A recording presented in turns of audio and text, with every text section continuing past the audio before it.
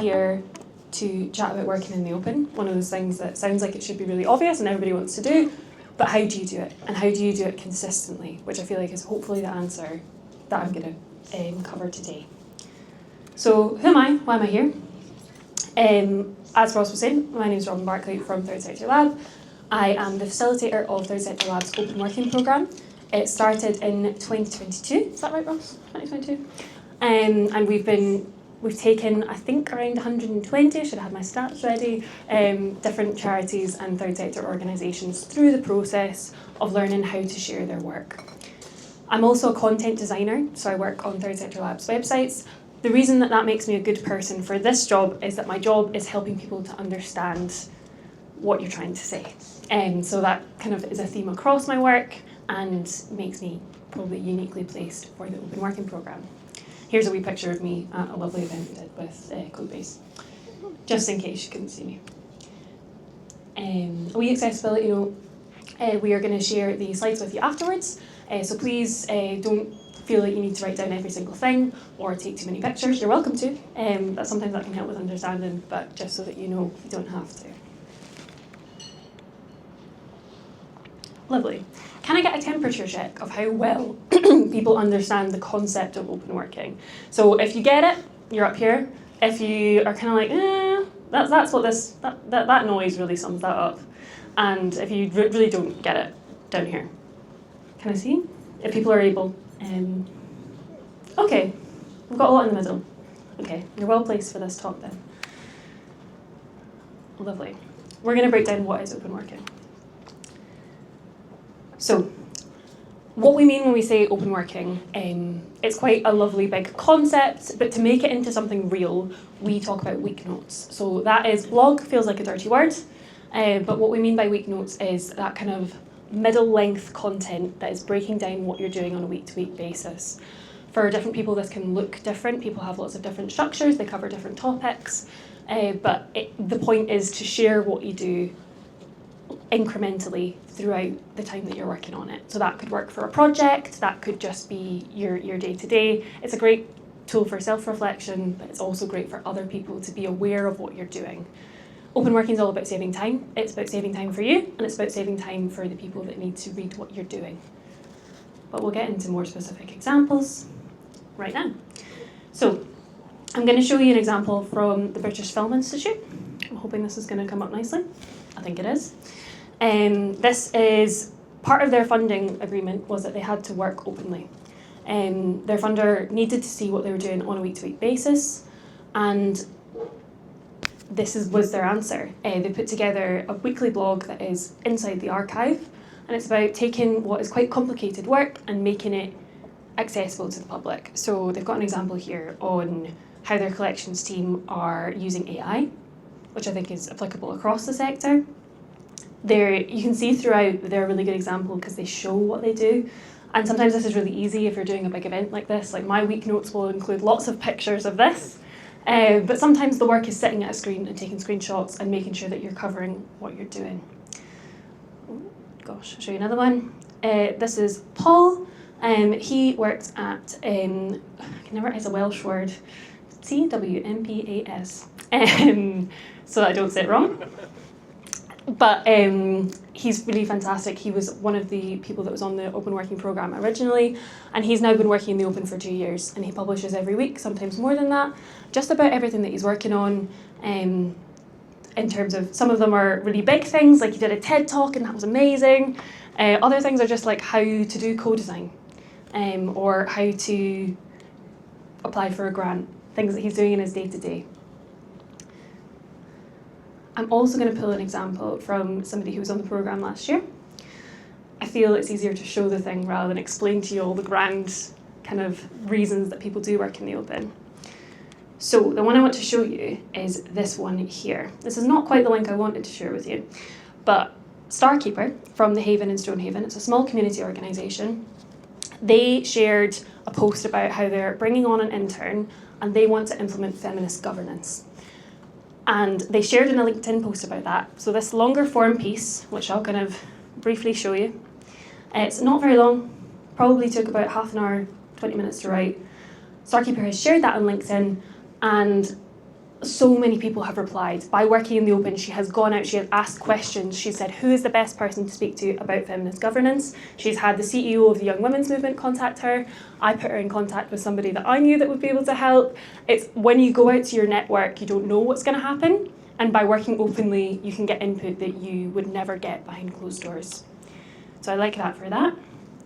It can also be useful in chatting to people at your organisation. So the example I'm going to use here is Alexi from the British Red Cross. He came onto the Open Working Programme. He does complicated things with maps.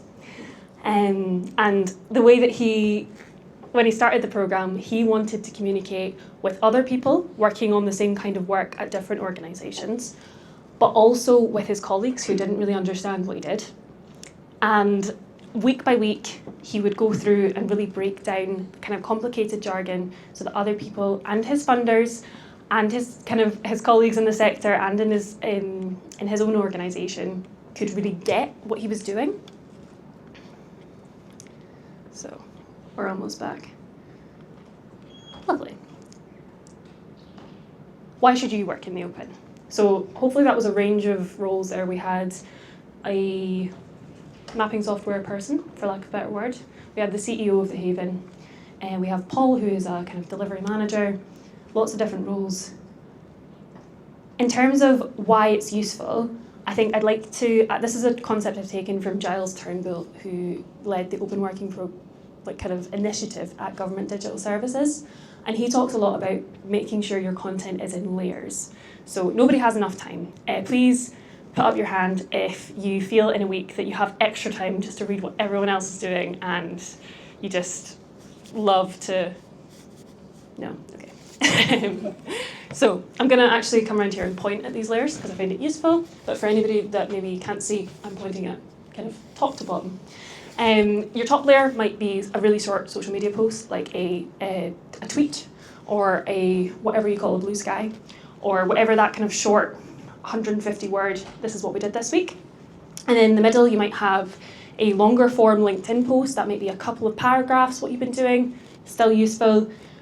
Below that, you've probably got your week note, bang in the middle. It's probably about 500 words. It should be quite well structured. Somebody can quickly read it and understand what you're doing. Below that, you might have a funding application, which has got the kind of nitty-gritty relating to one specific funder on a project that you've been working on. Below that, you might have your impact report, which might be 20 pages long and might be interesting to some people, but most people are never going to read it all the way through. So the idea is that your week note is right in the middle. It is that further context without, it's more than a tweet and less than a report, if that helps to kind of think about it. So why is it useful for you? So I've laid out a few examples. We've got one for fundraising. I feel like that's the obvious one. It's the obvious sell. If you can communicate with your funders about what you're doing week to week, they're more likely to fund you. We've had funders on the Open Working Programme as well, and they found that really useful. Their grantees now understand how they make decisions, how things work internally rather than it being a very us and them, like we're all in the sector together. Service delivery roles can be really useful to gather data incrementally. So if you are a youth worker and you have a particularly valuable experience with a young person, how are you recording that week to week? Do you have any systems in place? Could this be that system for making sure you're capturing a particularly nice quote? Communications roles, this one comes out quite obviously. This lends itself to communication. Although I would say I think it can avoid the communication funnel. So I think this is a problem no matter the size of your organisation. If you're a large organisation, you might have a really strict comms policy where anything that goes out to the public has to go through comms. And that can mean that there's so much that sits behind closed doors because there's a lot of fear there. Alternatively, you might be in a really small organisation where everybody's job is comms and nobody knows how to do it. Or you might be somewhere in the middle where there's one comms person but they're really stressed and they don't have enough time. And I can see some laughs around the room. So I'm hoping this is resonating. So, open working, if everybody's allowed to talk about the work that they do, it shares that load and makes sure that experts can talk about their work in their own words. technical roles, I'm just going to refer you to the Alexia example, where you can kind of describe very complicated things in very simple language and help people to understand over time what you're trying to do. Benefits in kind of general, you're building openness and transparency. You're fueling conversations, like the example from the Haven. You're going out to your community and getting input. 2 brains is better than 1. 200 brains is far better than 2. How many kind of opinions can you get on your work? And you don't have to take all of them. And it's also a good way to position your organisation as experts in your field. If you are the people that are always talking about mental health, if you are the people that are always talking about AI, you become known as the thought leader. And the way to do that is to consistently put out content about it. And there's no shortcut to that. I'm really glad I have this timer, because this is going quicker than I thought. I normally get this over about an hour. So, what stops people from working in the open? I'm going to be fast, because the first point is that nobody has enough time. I don't have enough time, neither do you, neither do your funders. Our solution to this is through carving out specific time, and through the Open Working Programme, we develop a system using time slides where we hope that you can write, edit and publish within half an hour. I think everybody could squeeze half an hour out of their week if we really tried, and also I would add that it saves you time later on. So if you're gathering data incrementally, you might be able to do your homework in advance when it comes to a funding application or a impact report, whatever that big piece that you might have due in 3 months' time. How can you start writing bits of it now? Is my argument of how it can save you some time. My work is private or confidential. This is very valid. There'll be some parts of the work that you can't talk about. I'm going to steal another quote from Giles, which is that even the Ministry of Defence writes week notes. Nobody's work is totally secret. There will be a way that you can talk about it. You might want to have a chat with your employer, with your line manager. Just chat about what that red line is, so you've got a list of what you're not allowed to say if you're worried about that. We've got a resource on writing that into your communications policy, so I'll share that with you afterwards as well. And lastly, nobody will care what I say. It's really sad how many people come onto the Open Working Programme and think that, but we reassure you that this is not true. It's helpful to think about who your audience is. So we've had people come on the programme before where their audience is their board. Their board were not reading the board papers, and what they needed to do was make sure they had small updates about what the organisation was doing so that when they came to that board meeting, they understood what was going on. Your audience might be your community. There was an example where an organisation came on creating it was like a gaming app, something to do with Minecraft, I can't remember, it was last year. And it was taking a long while, and the young people in their community were getting really frustrated. They were like, you've promised us this, we're really looking forward to it. And by working in the open, they could really show why that wasn't ready yet and build that kind of understanding with their service users, which is quite lovely. So yes, you've got an audience, you need to think about where it is. I'd also encourage you to join the kind of open working community that we've built at Third Sector Lab. We do try to, I promise we'll read your week notes, which is a good start. I've stolen this quote from a funder, but they did not give explicit permission yet, so I'm not going to say who they are. If you were at the Open Working Programme last week, Trish, you'll know who this was.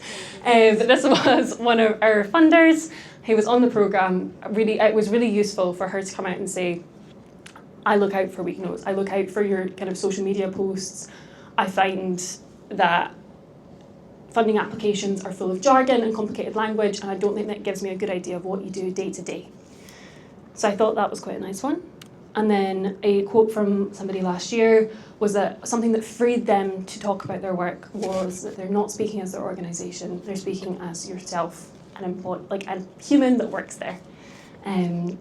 You are representing your organisation in everything that you do. You're representing all of your organisations right now being here. And that's not scary, and you're not saying anything that compromises your company values or your yeah, I don't know where I was going there. So, to recap, communicate with your colleagues, with your funders, with your community, to record progress on a specific project. It can be really valuable to have that all the way through, even if you commit to just doing it for 6 weeks or however long something might take. To report success stories, to gather data, and to work collaboratively.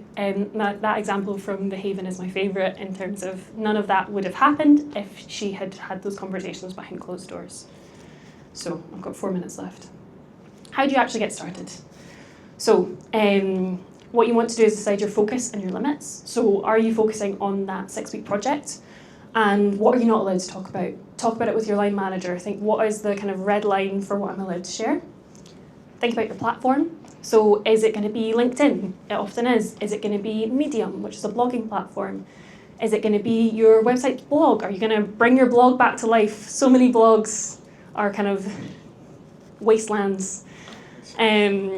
And then you're going to decide your structure. So your structure can be questions that you ask yourself every week. It could be, how's this project going? What went well? What didn't? It can be as simple as that. We've got a list of different structures you might want to use. And then you write and publish, and you just keep doing that. In terms of your platforms, I have opened a wee bit of a conversation on this. This image at the end, that's like a little globe, is meant to be the internet, probably means your blog. This little one here is Medium, which is blogging platform. Substack's quite nice because it works kind of like a newsletter and can come straight to your inbox. So when you publish, somebody might get a notification directly, which is always a good thing. And LinkedIn. LinkedIn is probably where your network is already. So I'd suggest it's a good place to start. Even if you write something on these other platforms, you probably want to share it on LinkedIn as well so that it's really getting to people. And choosing your structure. As I say, we've got the list. I'll share it with you afterwards. No need to take too many notes. It can change from week to week, but in terms of making sure this is a quick process, it works quite well to choose a structure and stick to it so that every week you're not sitting with that blank page thinking, what am I going to write? You can just run with it because you know what you wrote last week, you know what you're going to record next week, and you know what you're doing today. Writing good week notes, this is where the content design comes in. You could just do a massive thought dump. It could just be a wall of text, but who's going to read it? So it's about using headings, about writing like a human, because you are one, it's writing to be understood.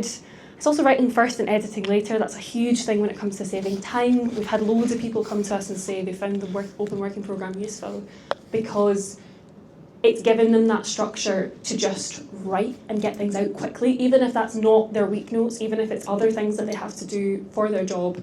It's having that freedom to just get out a bad first draft and fix it afterwards. We hope that people can become open working champions. We put together a bit of a toolkit that means that if people are driving it forward in your organisation, how can you be that domino effect? Because one of you working in the open is fantastic. All of you working in the open is amazing. So there's a link to that. I won't go through it because we're getting close to the 2 minutes. Oh, I'm early. Excellent. Okay, this is a really scary bit where you guys get to ask me whatever you want. So I'll pass the mic round so that everybody can hear.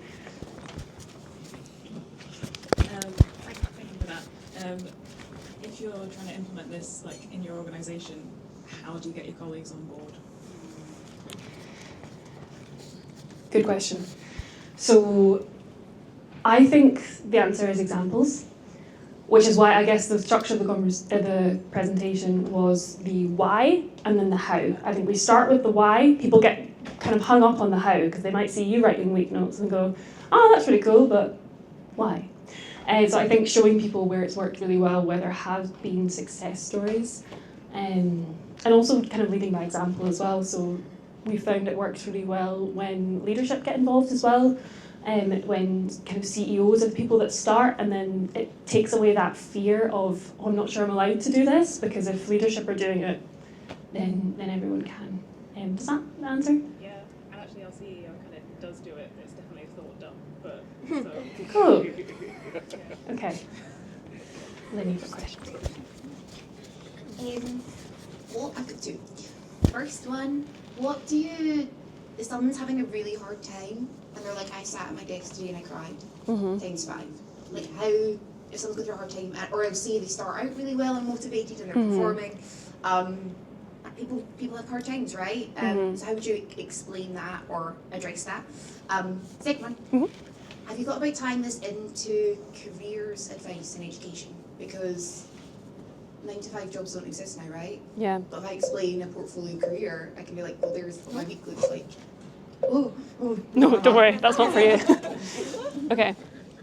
I'll start with the first one while I remember it, and then I might hand it back to you to ask a clarifying question about the second one. So if somebody's having a difficult week, I think that's where the power of reflection in week notes comes out. I've had difficult weeks where I've kind of used the week notes to track what I've actually done and have that positive framing of what did I manage to do this week? How am I feeling? And having that, building that understanding as well of kind of letting people know in any level that's comfortable for you. You don't have to tell everyone you've been crying all week, but you can just say, I'm having a difficult time, but here's what I got done. And it doesn't always have to be about productivity. It might be about, I had some time off this week, so this thing isn't done, but that's why. Yeah, I guess that's a very individual question about what people feel comfortable with and how much they'd like to share. I do think it can build understanding. It's that whole thing about being a human, and kind of saying not everybody is working at 100% all the time, and that's okay. I hope that answers. Yeah, and then, so the second question was about using it in careers and education. And do you mean that as like a showing your work? What the jobs look like, yeah. What the jobs look like. Oh, yes, I have a good example of that, and the good example is me. So I wrote a blog post when I started at Third Sector Lab 2 years ago, and when people were applying to work with us, they said that they'd read that and that they were kind of like, oh, this is what it's like to work at Third Sector Lab, because I've seen that you do it and you write about it all the time. So it's really powerful in that recruitment phase. I don't know, Ross, if you want to bring in any other examples. That's a great example. Yeah, I mean, it's one of the things, like, people underestimate that. It's like you've got a jobs page on your charity or organisation's website, but you can't dig anywhere beyond that. I don't have a sense of, like, what the place is like. I mean, like, going back to that point you made about, like, can you be vulnerable? It's like, you can be vulnerable if your workplace culture allows you to be vulnerable and open. If it doesn't, then you're going to be punished for it. Then like, for me, the interesting thing about open working is that it kind of opens up other much bigger organisational problems. I think that's healthy. Right, yeah, you go on as well. There you go. Hi, Jenna. I come from the education space as well, and I really like how this could be a catalyst to open up conversations across education. But yeah, I really like what Rose just said about that vulnerability actually bringing problems to light, and we should allow that to happen. So just thinking about that before I ask my question. But my question is, have you got examples, and forgive me if you did and I've missed it, of if you're trying to start that culture from the beginning, like vulnerability is a value within your organisation, and that comes from leadership, it comes from the top, which I feel like I'm trying to do, but I don't really feel like I know where I'm going with it, and like what are the guidelines and parameters. Have you got any organisation you've worked with where they have got some sort of guidelines for open working, where they've like curated their own one? Is there anyone you know of that I could go and look at to see like in-house guidelines for the employees? So it's back. I'm trying to think. What I do have, and I'll show just now, I believe this is here. It's not what I wanted. See if I can find this quickly. We've taken a social media policy and applied it to open working. We don't think it's helpful to have a separate open working policy. Sorry, I'm just checking this because I think this link might be in here. If not, I'll share it with you afterwards. Yeah, it's not in there. This is one of my weaknesses, but Is it worth showing the toolkit maybe as well? yeah, of course. So yes, we do have a framework that can be tweaked and that can help people to decide what's okay, what's not. We do recommend this is built into your overall comms kind of thing, because speaking in a week note is no different to what you write on social media, or the kind of guidance that is like, don't say anything you wouldn't say in front of the BBC, your mum, etc. But this is the Open Working Toolkit, which we worked on, is adapted from one that was made with CAST. This is basically your starting guide that will be shared with all of you as well. It's got all of the resources. What is it? Why funders should work in the open, how you can write week notes, kind of troubleshooting, and some examples. So hopefully that's useful in that kind of showing other people the why. Yeah, did that answer the question, or did it just dance around it? inspired me to want to go and write guidelines for myself. Thank you. Nice, no, I'm glad.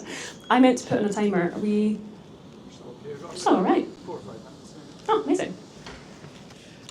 Thank you so much for the talk. Really inspiring, and I agree with most of what you said.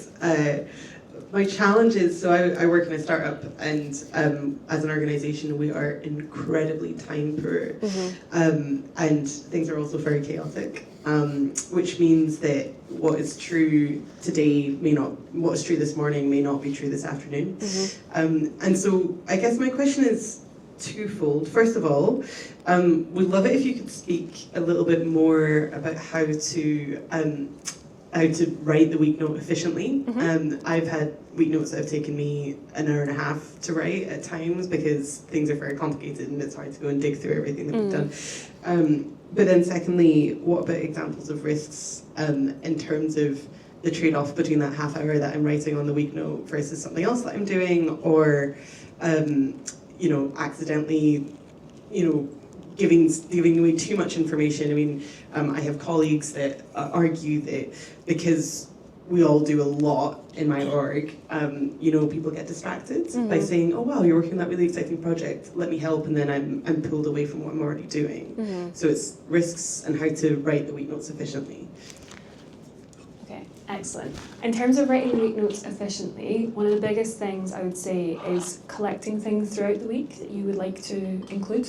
So that could be something like today, I'll take all the pictures, put them in a folder that's like things I want to chat about.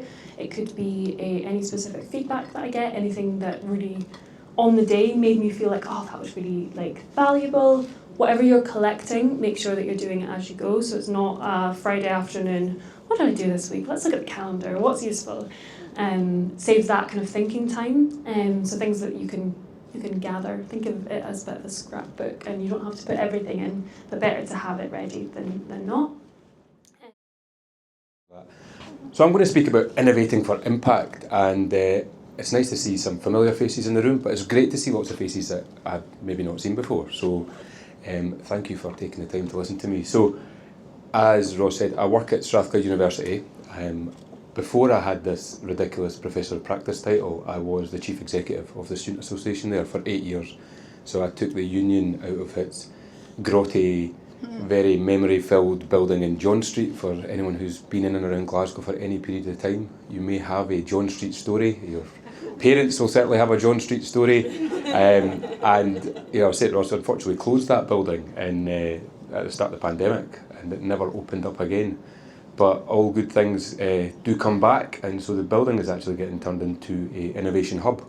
So the plan is hopefully 2026 it will be a centre for innovation and technology, and another addition, I guess, to the growing ecosystem and landscape here in Glasgow.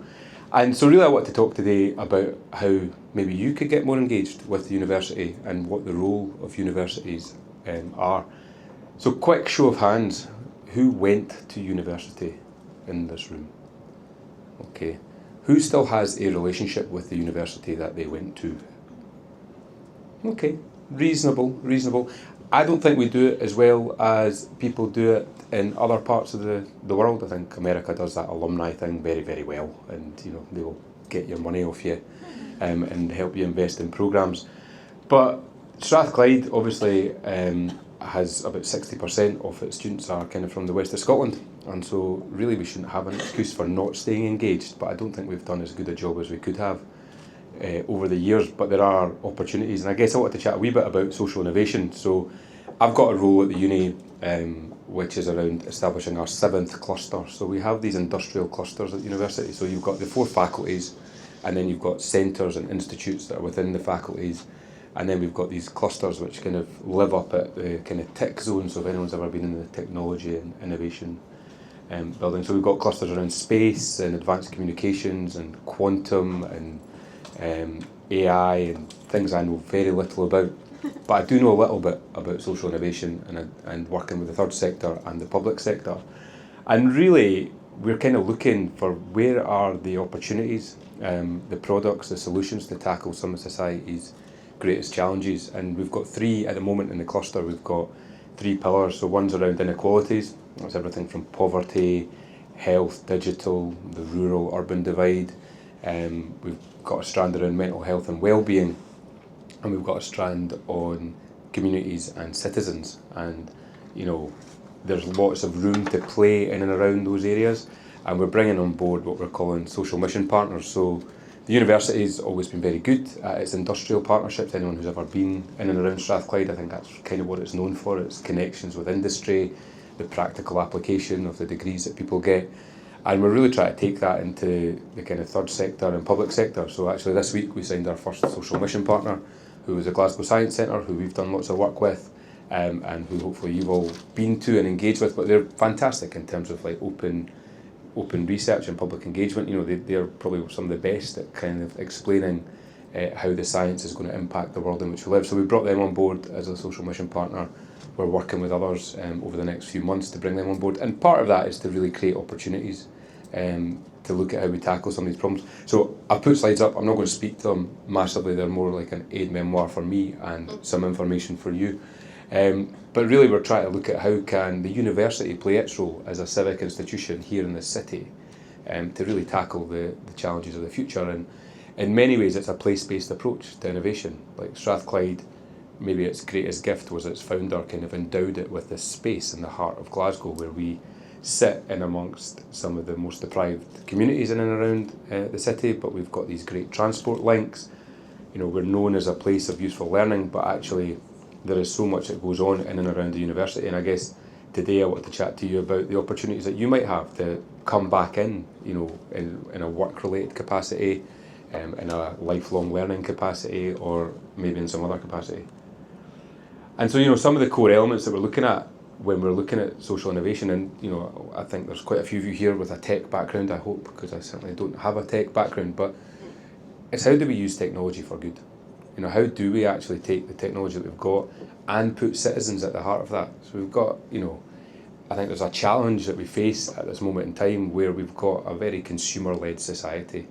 And I don't know if anyone's ever read John Alexander's book Citizens, but he talks about, you know, you've got a subjugation economy where there's high surveillance in certain countries and parts of the world. And you've got this consumer society, which I think we're very much caught up in, which is all about products and how you're going to use them. And it's driven by, you know, a minority of organisations that are really driving our behaviours. But there's another alternative, which is that citizen society, which is all about interdependence, co-design, co-production. And I guess a lot of what we're trying to do through this cluster is how do we bring people in? How do we create greater osmosis between the university and the communities and the citizens of this city and of Scotland to help tackle the challenges that we face, and how do we do it together? You know, and I think that's a really big part of what we're doing. And I think, you know, as we'll come on to, you know, we are talking about being open and collaborative. I think that's a really key part of how we tackle 21st century problems. Like, we have to work together. There is no way any institution or any organisation can meet the challenges that we face on our own. So how do we try to take away some of the barriers to that collaboration? So universities are amazing places, but they are completely siloed. They do not do a great job of bringing external people in.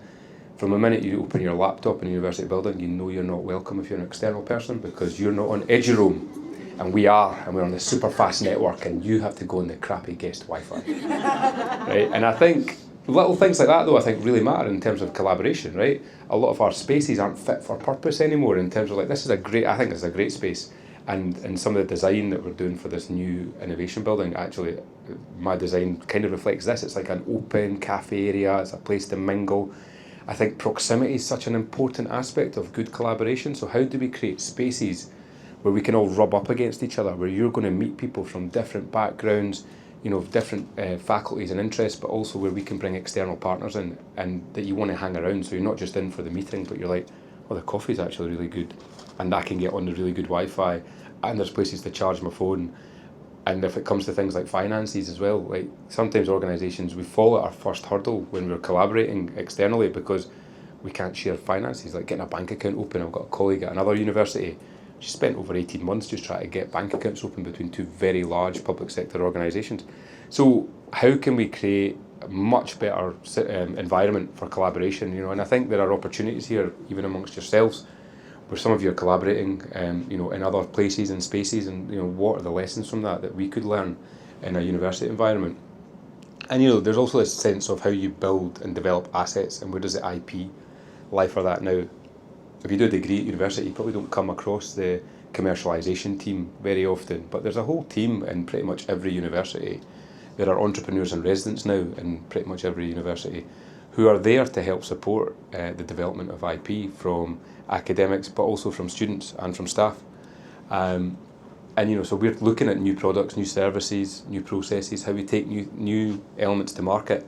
But it's not just about the people in the uni, it's also about folks like yourself who might want to come and work with us, work with our knowledge and the experience that we have in a university. So we're not just looking at spin outs, but we're thinking about the spin ins. You might want to bring your organisation, your idea into a university environment where you benefit from the expertise of the academics that are in there, where you benefit from the early career researchers who might be able to get involved with your project. But it's not just about coming to us. I think we also need to come to you and think about what we might do there.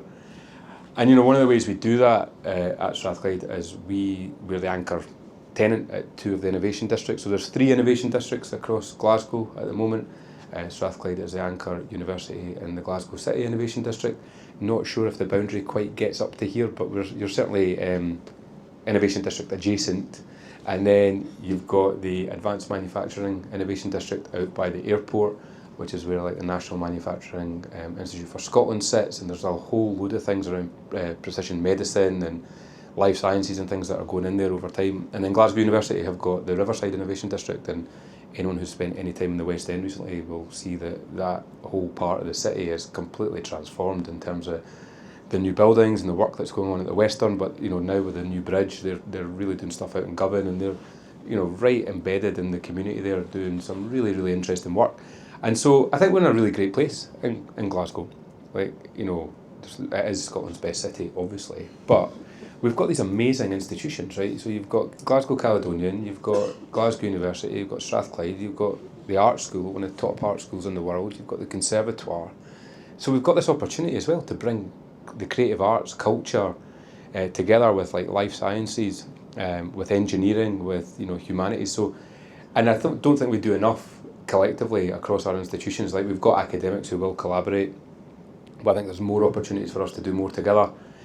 We've actually done some work between Riverside Innovation District and Glasgow City Innovation District this year, so we've got 2 programmes running just now. One's a inclusive innovation programme, and we're working with a couple of partners in and around Glasgow to really understand what are the barriers to inclusive innovation, what do people struggle with, and how can we get more marginalised groups really at the table, but support them to really thrive in this ecosystem, which I still think is probably too pale, male and stale. I don't think we do a good enough job around supporting, still 2% of venture capital money ends up with female founders. That's really, really shocking, and I think we don't do enough in that space. I have not seen as many people as you would like to see from different backgrounds, marginalised backgrounds. I think there's lots more we can do. So we're trying to figure that out in terms of how do we remove some of the barriers, how can we be much more accessible in and around those spaces. And then we're doing another, not too dissimilar programme, but it's much more focused on ethnic minority entrepreneurs and women. And that launches this Saturday, actually. And we're doing it in the town, and we've really co-created that programme. And it's been delivered by Decamai and Bailey Adeoti, which lots of you will know, lots of shaking it. And she's providing childcare as part of that. So we've got childcare places. We've listened to what are some of the barriers. So there is support there for transport and childcare. And we're doing these things on a really small basis at the moment, but I think the opportunity to learn from that and then think about how we could mainstream them is significant. And then the other thing we're looking at is how do we partner better with the third sector?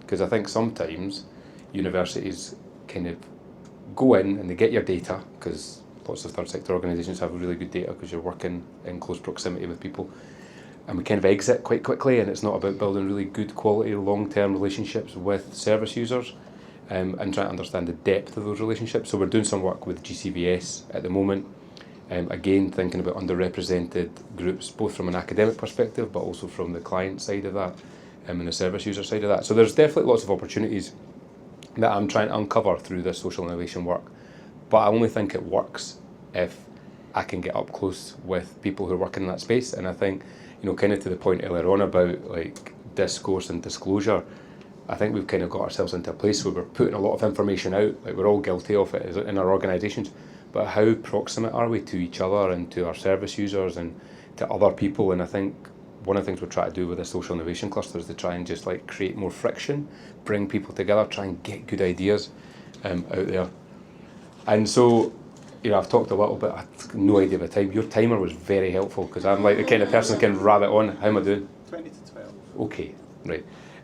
So I've talked about the anchor institutions, and Scottish Government's got a community wealth building bit of legislation coming through this year, and you know, a big part of community wealth building is how do you work with the anchor institutions that are in your area. Now, we're all going to have them regardless of where we live. It might be a college, it could be a university, it could be a city council, it could be a hospital, and you know, at the university where we are, you know, I talk about our place, but our place is really unique in terms of we're right next to the City of Glasgow College. We've got the council right beside us, and we've got the Royal Infirmary. You've got like 4 massive employers who are all looking at things something in a very similar way, and there's opportunities there even from a procurement perspective, like how can we work together to really kind of ensure that we're trying to keep money in the local area, that we're creating jobs here, that we're trying to support local businesses, that we're investing in the startup communities and giving people those opportunities. So we are exploring that, but as you can imagine, the pace of change there is slightly glacial when you're talking about hundred-of-year-old institutions. So there is definitely a challenge here. But some of the things the uni can do as well, so I talked a little bit about spin-ins and spin-outs. KTPs, knowledge transfer partnerships, anyone ever been involved in one of them? Yeah, okay. So maybe not something you think about straight away, but a KTP really is an opportunity for an organisation to work really closely with university and get an embedded academic, you know, a researcher in your team for 2 years up to 3 years. There's a cost involved with that, obviously, but I think there's also opportunities there to think about, well, how could we work together collectively? Say in the third sector, if you've got 3 or 4 organisations that could all find £10,000, well, that would fund a researcher full time to work on something that you're interested in. And we've got the West of Scotland KTP Centre. It's located in Strathclyde, but it actually covers all the universities on the West of Scotland, apart from UWS who do their own thing. But it does, you know, so it's got a good broad basis, and it's one of the most successful KTP centres in the country. And I think there's a real opportunity there with the third sector to do more on that front. You might have your degree, but you might well go back and do a bit of executive education. I've got a whole department that does exec ed and can even tailor stuff for your own organisation if that's something you'd ever look to do. You think about what kind of expertise you have in university. You know, we've got everything from like the Hunter Centre to the Fraser Valander Institute to, you know, colleagues who work on law, on social work, all kinds of things. So there's opportunities there. And micro-credentials, which feels like it's a kind of growing area for people in terms of lifelong learning, just being able to get online, do a course. We're about to relaunch some of that next year. I think I've covered lots of the kind of place-based stuff. And I think for me, it's really, you know, there's colleagues here today who are obviously quite involved in that ecosystem, and I think it's just looking at how can we just continue to, you know, diversify that ecosystem and get like more players and more people involved in it, because I think at the moment we've got loads of events going on. You could be out every night in Glasgow, I think, at the moment, but I'm not sure we've got the depth there of like people who are in there. And so how can we broaden that out? How can we also make sure that, like, I've got a family, so I can't really get out every single night to go to these things, so how can we like look at how we diversify some of those things, make them more accessible to people? I definitely think there's maybe some work to do there.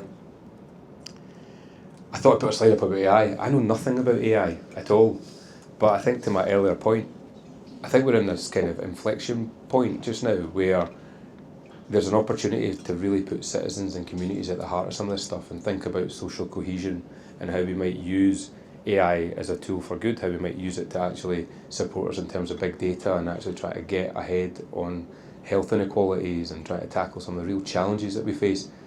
But it's not going to work unless we're around the table and we're in the room and we're driving that conversation forward. So I think there is a real opportunity there from a university perspective, looking at the ethical side of that, and think about ethics and bias in there. Like, are we just building systems and processes that just reflect the world in which we live? Just obviously lots of heads are shaking. But so how do we get involved with that? University is doing some work just now. We're really interested in talking to people externally around the applications of AI in your own work.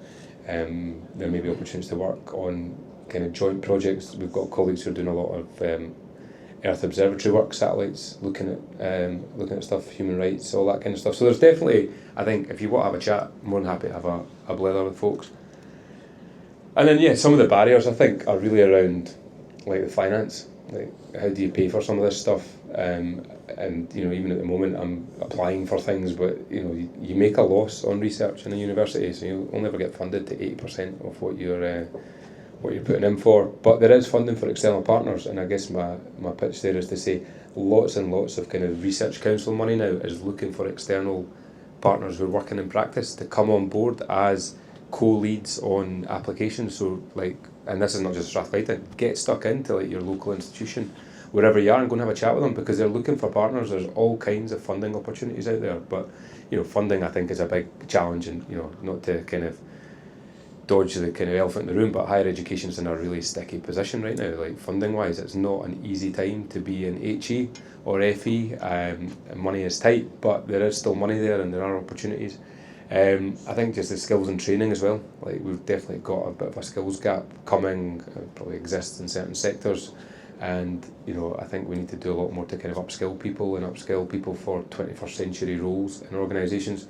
Unis are brilliant places to have people who've been there for a long time. 40 years is not uncommon from some of my colleagues, which is great, but also, do they have the skills to thrive in what's coming next? And that pace of change is really massive. So yeah, key takeaways, I guess, there's definitely a role for university, definitely a role for engaging with each other and trying to do more around social innovation. I'm definitely trying to do more with civil society and with the third sector and public sector to really get involved, and I think there's a kind of crossover there and bringing them together. Third sector is such a big delivery partner. You know, as Ross said, I sit on as a non-exec with Scottish Government, and, you know, the third sector is a key delivery partner. We know we need a fairer funding and better deal for third sector partners, but they have to be at that table, and just think about how we can create better opportunities for collaboration. So that was me. I think I'm all right time-wise. Yeah. Okay. Any questions? Oh, you. Yeah. Thanks so much, Manish. I love the way that you think about things, and those themes of collaboration and bringing those folks together totally resonates with me and my work as well. But just to come back to this piece on funding, so what in your mind are some of the solutions? And I know that in a university context, there's obviously a steer at government level to really increase the investment in our universities, but what are, in your view, are the opportunities from the private sector, aside from the knowledge transfers, really from a financial perspective, to make sure that 80% of funding goes right back up to 100 for research? No, it's a good question. I think there are opportunities in terms of how do you get private sector more engaged, more involved with universities. Again, I talked about those industry partners. Now, a lot of those industry partners that we have will be funding PhDs. They will be funding students to go into, Rolls-Royce and various other companies around the country. We don't have that same level of engagement, let's say, from the third sector or even the public sector. Now, public sector money, obviously, people have to be very careful how they're spending that. And the universities obviously get some funding from Scottish Funding Council and others. But I think there's probably a bigger systemic question in there about how do we actually fund higher education and further education. And I think there's a bigger piece around tertiary education in there. Like, what does Scotland of 2040, 2050 look like from a tertiary perspective? I think it's going to be a lot more of a revolving door. I think we're all lifelong learners in that context, that we're all going to have to keep upskilling constantly. You will hopefully see more students coming from university to college and likewise, because college offers so much that universities can't from a practical applied perspective. But how we tackle the funding challenge, I don't know. I think we're doing some stuff actually later in March with businesses looking at how we tackle health inequalities. And so there was Sir Michael Marmot had the kind of Marmot review looking at health inequalities, and one of the big parts there that we're looking at is what is the role of business in tackling health inequalities? What is the role of business in tackling child poverty in Scotland? And I think it's about trying to reflect that back a little bit in terms of their ESG strategies and thinking about where they're spending their money, because I think a healthy population, a healthy workforce will be a more productive population and productive workforce. And so I do think business does have a role. I think we just haven't quite articulated how we get them to that table and how we get them to part with their money. I should caveat, I'm not from third sector. I'm actually from BGSS, the company Cool. hosting. But really interesting because we are often partners of local universities, but we always get pushed towards like careers fairs, PhD sponsorship, very much aligned to like our core skills, which is technology in our case. Yeah. And actually, I lead our social and sustainability impact programs, Great. and would prefer we sometimes get brought in to the social innovation side as Yeah, well, yeah. because we can help with AI. We have experts who are data specialists. We have people really interested who are digital sustainability specialists for technology. We want to work with the third sector more, so we could Yeah. link in with your programs and other partners in the room. But we often are sort of siloed away in universities from these sorts of things, which we have a growing desire to do, and like you say, tackle those kinds of issues. Yeah. So yeah, just more of a plea to connect than a question. Cool. Well, I'd be happy to connect. That'd be great, because I think we've got like a Centre for Sustainable Development. We work on SDGs, and I guess unis ultimately are trying to create 21st century citizens, right? There's this whole active citizenship element there that it's not just about getting the degree, but it's like what kind of skills are you picking up? And I think a lot of that is work experience and industry placements and stuff like that. But a lot of it's also just about like how you a better problem solver at the end of a 4-year degree. How are you able to think about complex problems, wicked challenges? And try to do that with industry, I think, is a really good opportunity. So I'd be keen to talk to anyone who wants to do that. Yeah, that was great. Thanks. Lots I think we could talk about separately. I'm from the Health and Social Care Alliance Great, Scotland. great. And ex-Strathclyde Jury, ex-sabbatical from Right. the 90s. Okay. Anyway, you talked about collaboration and partnership, and I think you're right that that's absolutely key to success and getting solutions that work for communities. The challenge I see is that when you're bringing in the third sector is like a huge continuum, because you get those organisations that you could legitimately call delivery partners, as you talked about, but a lot of the organisations are really small, and it takes time and money and effort to build partnerships and to build collaborations. And I think the challenge is for those cross-sector collaborations to really work. And I think in this consumer society, we do understand what business is. We kind of understand what academic institutions do, but I think the third sector and being really value-driven, it can be a bit of a challenge to really include the third sector as proper partners and not that sort of almost subservient type relationship that often exists. Sorry, that wasn't a question. It was just a rant about things. No, and I think you're right. It can feel quite transactional, and I think also like we even think about the ecosystem. It's quite Darwinian. Like it's kind of set up for the survival of the fittest. It's built for scale. You're seeing more and more organisations, even in the third sector, looking at consolidation now because of necessity. Sometimes I think it's a good thing. I think you can do things at scale that you can't do in smaller organisations, but I also think the power and the beauty of the third sector is the fact that they are proximate, they are up close with the service users, with the people that really need them the most. And I think we and institutions need to think about our relationships there and how do we really build proper partnerships that are co-designed and are actually built from the ground up, rather than collecting a group of organisations that we think is nice because it makes us look better. Because universities do stuff that we might not want to talk about as well, in terms of some of the research and things like that.